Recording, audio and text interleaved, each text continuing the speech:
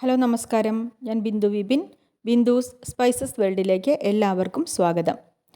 ഓണമൊക്കെ ആവാറായല്ലോ അല്ലേ? ഓണത്തിന് ഒഴിച്ചുകൂടാനാവാത്ത ഒരു വിഭവമാണ് ഇന്നത്തെ എൻ്റെ റെസിപ്പി, വടുകപ്പുളി നാരങ്ങ അച്ചാർ.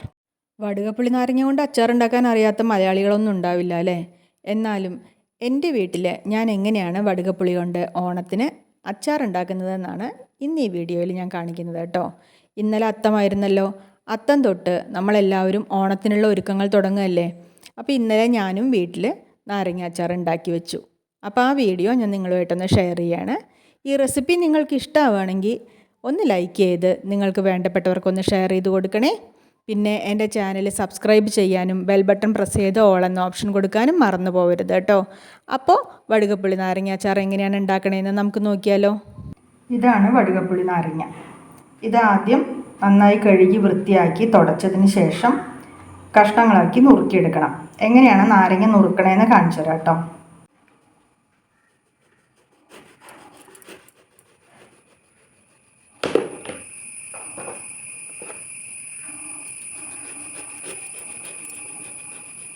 അങ്ങനെ ഈ രണ്ട് വശവും മുറിച്ച് മാറ്റണം. അതിനുശേഷം ഇതിങ്ങനെ വട്ടത്തിൽ അരിഞ്ഞെടുക്കണം.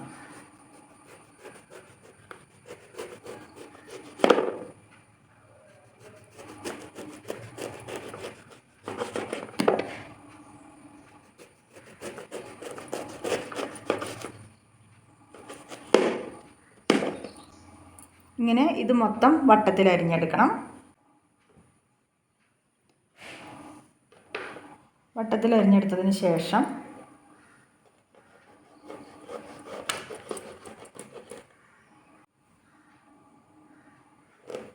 ഇങ്ങനെ നുറുക്കിയെടുക്കുക. ഇങ്ങനെ നുറുക്കിയിട്ട് ഇതിങ്ങനെ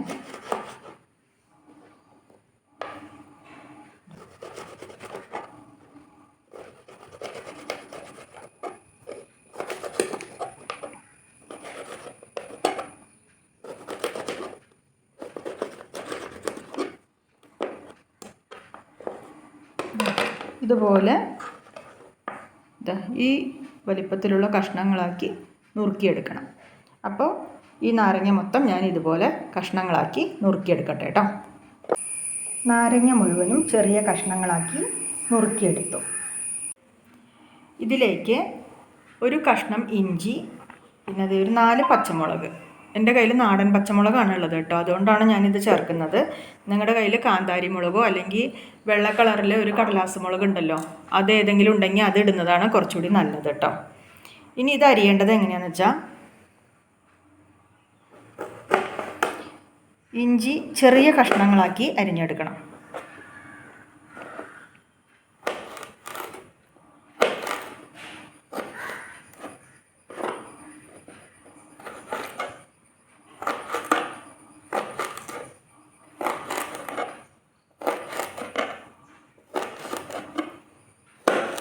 ഇതുപോലെ ചെറിയ കഷ്ണങ്ങളാക്കി അരിഞ്ഞെടുക്കണം കേട്ടോ. ഈ വലിപ്പത്തിലുള്ള കഷ്ണങ്ങളാക്കി അരിഞ്ഞെടുക്കണം.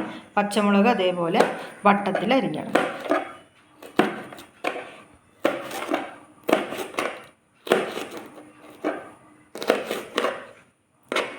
ഇങ്ങനെയാണ് ഇഞ്ചിയും പച്ചമുളകും അരിയേണ്ടത്. അപ്പോൾ ഇത് മുഴുവനും ഇതേപോലെ തന്നെ അരിഞ്ഞെടുക്കട്ടെ കേട്ടോ. ഇഞ്ചിയും പച്ചമുളകും ചെറിയ കഷ്ണങ്ങളാക്കി നുറുക്കി ഇനി ഈ നാരങ്ങ കഷ്ണങ്ങളിലേക്ക് നുറുക്കിയ ഇഞ്ചിയും പച്ചമുളകും ചേർത്ത് കൊടുക്കും. ആവശ്യത്തിന് ഉപ്പും ചേർക്കാം. ഞാൻ പൊടിയുപ്പാണ് ചേർക്കണത്, കല്ലുപ്പ് വേണമെങ്കിലും ചേർക്കാം കേട്ടോ. എന്നിട്ട് നന്നായിട്ടൊന്ന് ഇളക്കി യോജിപ്പിക്കണം.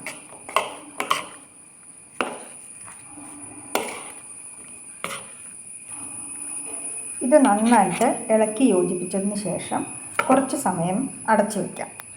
മിനിമം ഒരു 2 മണിക്കൂറെങ്കിലും ഇതിങ്ങനെ ഇരിക്കട്ടെ കേട്ടോ. കൂടുതൽ സമയം വെച്ചിരുന്നാൽ അത്രയും നല്ലതാണ്. ഉപ്പും ഇഞ്ചിയും പച്ചമുളകിൻ്റെയൊക്കെ അംശങ്ങൾ നാരങ്ങയിലേക്ക് നന്നായിട്ട് പിടിക്കണം. പിന്നെ ഉപ്പ് ചേർത്ത് വയ്ക്കുന്നത് കൊണ്ട് നാരങ്ങയിൽ നിന്ന് കുറച്ച് വെള്ളം ഇറങ്ങി വരും. അതിനുള്ളൊരു സമയമാണ് നമ്മൾ കൊടുക്കുന്നത് കേട്ടോ. മിനിമം 2 മണിക്കൂറെങ്കിലും ഇങ്ങനെ വയ്ക്കുക. അതിനുശേഷം അച്ചാറിൻ്റെ ബാക്കി കാര്യങ്ങൾ ചെയ്യും. നാരങ്ങ റെഡിയാക്കി വെച്ചത് 3 മണിക്കൂറിന് ശേഷം തുറന്ന് നോക്കി. ഇതൊന്ന് ഇളക്കി കൊടുക്കാം. ഇതിൽ വെള്ളം ഇറങ്ങി വന്നിരിക്കുന്നത് കണ്ടോ? നന്നായിട്ട് വെള്ളം ഇറങ്ങി വന്നിട്ടുണ്ട് കേട്ടോ. ഇതുപോലെ ഉപ്പും ഇഞ്ചിയും പച്ചമുളകും ഒക്കെ ചേർത്തിട്ട് ഒരു ദിവസം മുഴുവനും വേണമെങ്കിൽ ഇങ്ങനെ വെക്കാം കേട്ടോ. ഞാനിപ്പോൾ ഇത് 2-3 മണിക്കൂറേ വെച്ചിട്ടുള്ളൂ. അപ്പം തന്നെ ഉപ്പിൻ്റെ എഫക്റ്റ് കൊണ്ട് നന്നായിട്ട് ഇതേ വെള്ളം ഇറങ്ങി വന്നിട്ടുണ്ട്. ഒരു ദിവസം മുഴുവനും വെച്ചിട്ട് പിറ്റേ ദിവസം എടുത്തിട്ട് മുളക് പൊടിയൊക്കെ ചേർത്തിട്ട് ഉപയോഗിക്കണമെങ്കിൽ അങ്ങനെ ആവാം. പക്ഷെ ഞാനിത് ഒരു ദിവസം കൊണ്ട് തന്നെ അച്ചാറിൻ്റെ പണി മുഴുവനായിട്ട് തീർക്കുകയാണ്. അപ്പോൾ ഇനി ഇതിലേക്ക് ചേർത്ത് കൊടുക്കേണ്ടത് മുളക് പൊടിയാണ്. ഇതിലേക്ക് 2 ടീസ്പൂൺ മുളക് പൊടിയാണ് ഞാൻ ചേർത്ത് കൊടുക്കുന്നത് കേട്ടോ. ഇത് സാധാരണത്തെ മുളക് പൊടിയാണ്, കാശ്മീരി മുളക് പൊടിയല്ല. സാധാരണ നമ്മൾ എരിവുള്ള മുളക് പൊടി ഉണ്ടല്ലോ, അതാണ്. പിന്നെ മുളക് പൊടിയുടെ അളവ് അവരവരുടെ എരിവിൻ്റെ താല്പര്യമനുസരിച്ചിട്ട് ചേർത്ത് കൊടുക്കുക. മുളക് പൊടി ചേർത്തതിന് ശേഷം ഇത് നന്നായിട്ട് ഇളക്കി യോജിപ്പിക്കണം. ഇതിങ്ങനെ ഇളക്കി യോജിപ്പിക്കുമ്പോൾ മുളക് പൊടി പോരാന്ന് തോന്നുകയാണെങ്കിൽ കൂടുതൽ മുളക് പൊടി ചേർത്ത് കൊടുക്കാം കേട്ടോ. മുളക് പൊടി ചേർക്കുന്നത് അവരവരുടെ ഇഷ്ടത്തിനനുസരിച്ചിട്ടാണ്. അച്ചാറാണെങ്കിലും എരിവ് എത്ര വേണം എന്നുള്ളത് നമുക്ക് നമ്മുടെ ഇഷ്ടത്തിനനുസരിച്ച് ചേർത്ത് കൊടുക്കാം. പിന്നെ ഇതിൽ നമ്മൾ പച്ചമുളക് ചേർത്ത് കൊടുക്കുന്നുണ്ട്. അപ്പോൾ ആ പച്ചമുളകിൻ്റെ എരിവും കൂടി നോക്കിയിട്ട് വേണം മുളക് പൊടി എത്ര വേണമെന്ന് തീരുമാനിക്കാം. മുളക് പൊടി ചേർത്ത് നന്നായി മിക്സ് ചെയ്തെടുത്തതിന് ശേഷം ഇതിലേക്ക് 3/4 ടീസ്പൂൺ കായപ്പൊടി, 1/2 ടീസ്പൂൺ ഉലുവപ്പൊടി, ഇത് രണ്ടും ചേർത്തിട്ട് നന്നായിട്ട് ഒന്നും കൂടി ഇളക്കി യോജിപ്പിച്ചെടുക്കാം. ഉലുവപ്പൊടിയും കായപ്പൊടിയും ചേർത്ത് നന്നായിട്ട് മിക്സ് ചെയ്തെടുത്തു. അപ്പോൾ ഇത്രയേ ഉള്ളൂ കേട്ടോ. വടുകപ്പുളി നാരങ്ങ അച്ചാർ റെഡിയായി.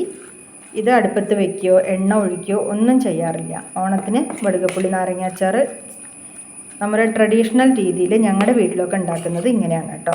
അപ്പോൾ ഈ വടുകപ്പുളി നാരങ്ങ അച്ചാർ ടേസ്റ്റിയാണെന്ന് മാത്രമല്ല ഇത് ഹെൽത്തിയും കൂടിയാണ്.